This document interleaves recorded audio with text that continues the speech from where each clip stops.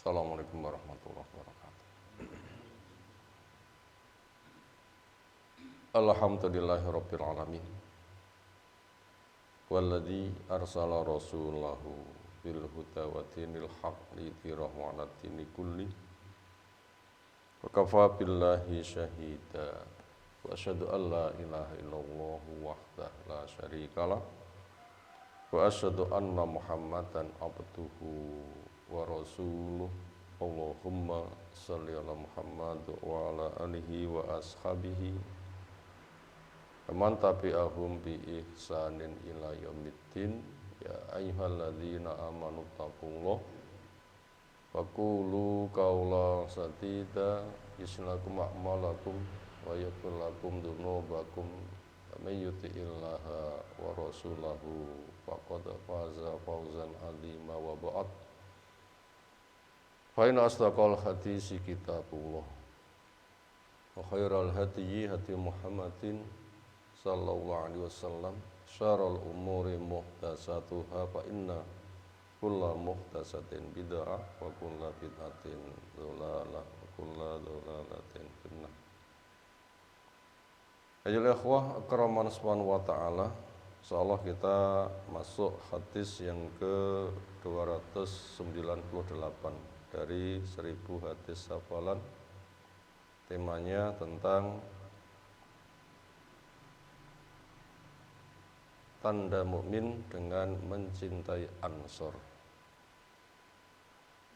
An Abi Hurairah Abdurrahman bin Sakhar Ad-Dawsi radhiyallahu anhu anna Rasulullah sallallahu alaihi wasallam qala la yubghidul ansar, tidak membenci kepada orang Ansar, rajulun, seseorang yang yu'minu, dia beriman, billahi wal yaumil akhir, kepada Allah dan kepada Rasul.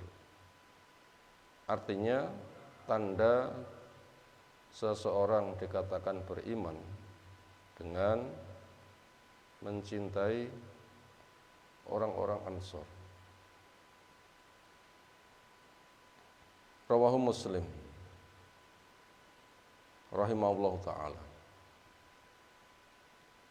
Apa saja pelajaran yang bisa kita ambil dari hadis di atas? Pertama, kita mengenal sekilas tentang Ansor. Dari kata nasir, artinya penolong. Ansor, para penolong.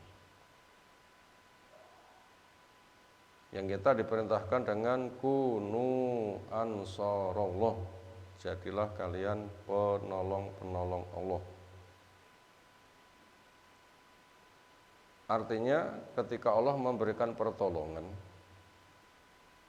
ada yang diberikan langsung, ada yang dilewatkan sebab.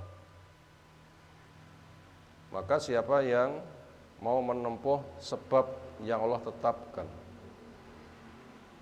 maka dia akan dianggap sebagai penolong Allah.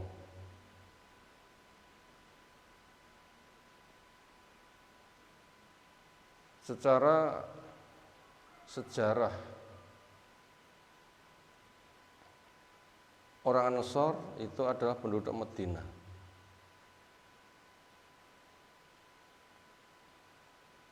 Yang pada sekitar tahun 10 atau 11 dari kenabian, mereka melaksanakan ibadah haji. Tenda per tenda didatangi Nabi SAW di dalam dakwahnya. Mereka sangat cepat untuk menyambut. Mari segera kita sambut Nabi ini. Kenapa begitu cepat? Langsung disambut.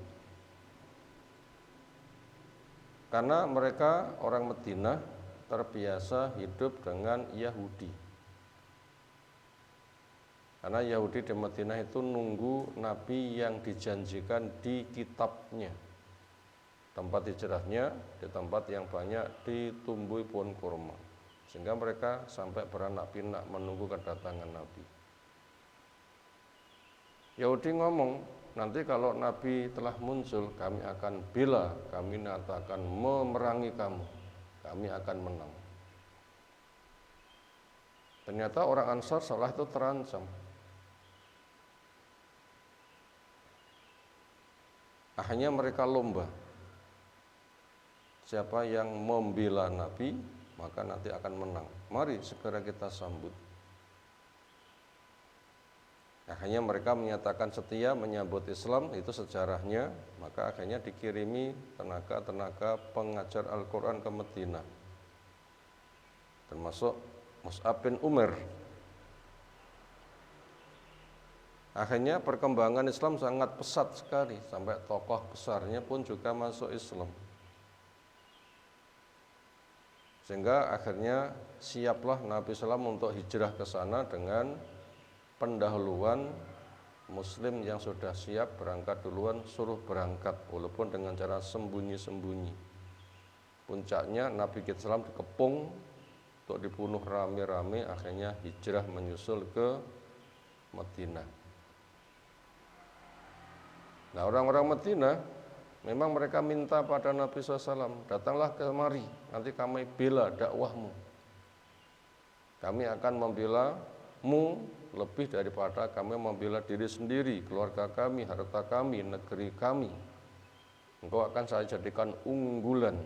Kami akan perjuangkan habis-habisan, melebihi daripada perjuangan kami pada yang lain-lain. Akhirnya Nabi pun juga hijrah ke sana.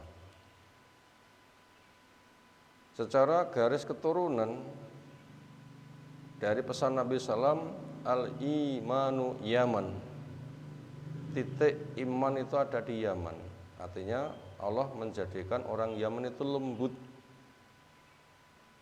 toleransi, mudah mendengar, mudah mencerna. Maka begitu dakwah masuk, mudah iman itu Allah masukkan ke hati mereka. Nah, orang Madinah itu dari orang Yaman. Itu sekilas tentang seluk-beluk keberadaan Ansor di dalam sejarah seperti itu. Itu tadi pelajaran yang pertama. Kemudian pelajaran nomor 2, bagaimana sifat perjuangan orang Ansor ketika membela Islam. Ternyata Allah telah mengabadikan. Wa yu'thiruna ala anfusihim walau kana bihim khassasah.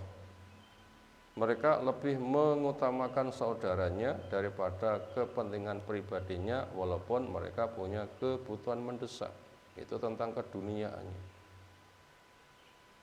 Makanya mereka memberikan negerinya, memberikan hartanya, memberikan tenaganya, memberikan senjatanya, seolah dikatakan memberikan nyawanya untuk siap berdakwah, berjuang, membela yang hak.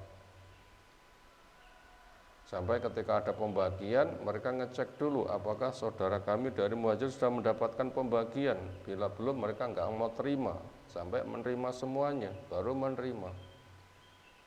Sampai ada yang menawarkan hartanya separuh, sampai ada yang punya istri 2, ditawarkan yang satunya. Sampai seperti itu. Sehingga mereka pun juga mengatakan, berangkatlah, kami ada di kananmu, di kirimu, depanmu, belakangmu, sampai engkau mengajak kami ke Barqil Ghimat, kami akan selalu menyertaimu. Itu gambaran tempat yang sangat jauh. Kami enggak seperti Yahudi yang mengatakan, idhab anta wa rabbuka faqatila inna hahuna qa'idun. Berangkatlah engkau bersama Allah berduaan, saya tunggu duduk di sini. Itu gaya Yahudi. Kami enggak seperti itu, tapi berangkatlah, kami akan mendampingimu. Itu jiwa juangnya orang Ansor. Maka dengan demikian ketika Allah memberikan penghargaan kepada orang Ansor itu luar biasa, dengan sebab jasa yang luar biasa. Karena Allah telah memberikan janji, intan surullah yansurkum, bila kalian menolong Allah, Allah akan menolong kamu. Makanya bentuk pertolongan Allah kepada Ansor itu akan menjadi tanda keimanan. Sapa sing mencintai Ansor berarti cinta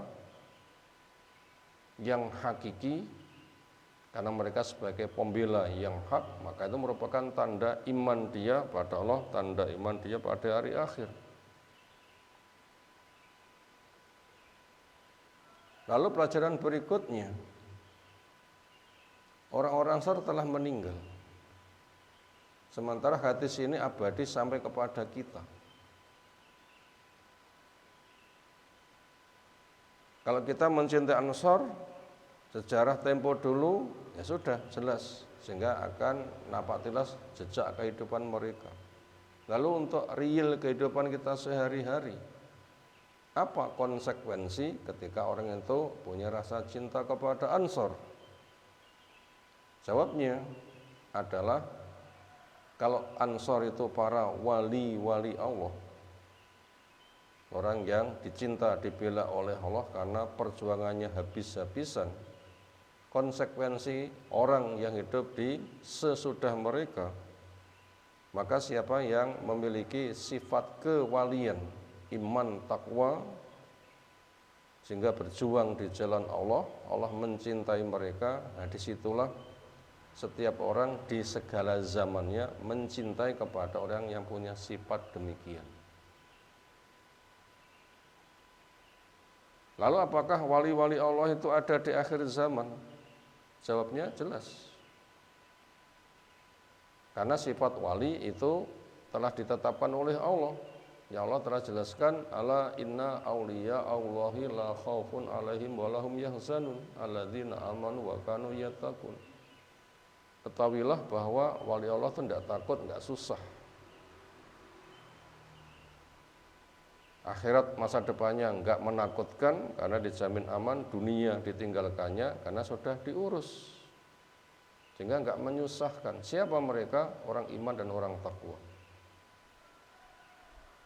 Maka bentuk wala dan barok kepada yang sejalan dengan Allah, Rasulnya, hak, dia berwala, cinta membela. Kepada yang berbalikan dia barok, memutus dan membenci, maka di situ merupakan kiprah pembuktian tanda keimanan, yaitu mencintai wali-wali Allah, karena Allah adalah mencintai mereka. Nabi SAW telah menandaskan dari hadis qudsi, man adali waliyan faqad adantu bil harbi. Siapa yang memusuhi waliku, saya akan menyatakan perang. Sehingga wali-wali Allah ketika terbukti dengan melaksanakan yang wajib, menjaga yang sunnah, Allah menjaga matanya, pendengarannya, tangannya, kakinya, sehingga langkahnya benar, meminta diberi, meminta perlindungan dilindungi. Nah, maka mencintai mereka merupakan tanda keimanan, sehingga nanti bisa diwujudkan ta'awun ala birri wat taqwa, saling tolong di dalam kebaikan dan ketakwaan. Terakhir, ringkas permasalahan. Orang menyatakan saya iman tidak boleh, tapi menyatakan saya muslim, iya. Kalau begitu, orang itu butuh iman, apa tandanya? Sehingga dikatakan apakah saya mukmin? Insya Allah. Tandanya apa? Jawabnya, kepada generasi Ansor dia mencintai mereka yang telah diketahui sejarahnya. Yang kedua, di dalam pri kehidupannya dia mengikuti jejak muhajir Ansor karena mereka percontohan. Yang ketiga, di dalam bentuk nyata siapa yang melanjutkan di jalan Allah, maka dia saling mencintai karena Allah Subhanahu wa taala, tidak membenci kepada mereka. Itulah tandanya yang itu bisa kita wujudkan di dalam kehidupan kita sehari-hari, merupakan tanda dari keimanan untuk mewujudkan ta'awun 'alal birri wat taqwa, saling tolong di dalam kebaikan, ketaatan kepada yang sejalan, saling cinta membenci kepada yang bertolak belakang, maka diputus dan dibencinya. Kita ulang, kepada yang jalan saling cinta dan saling membantu, dan kepada yang bertolak belakang dibenci dan diputus. Itu semua dalam rangka cinta karena Allah dan benci karena Allah Subhanahu wa taala. Demikian yang disampaikan. Subhanakallahumma bihamdika asyhadu an la ilaha illa anta astaghfiruka wa atubu ilaik. Assalamualaikum warahmatullahi wabarakatuh.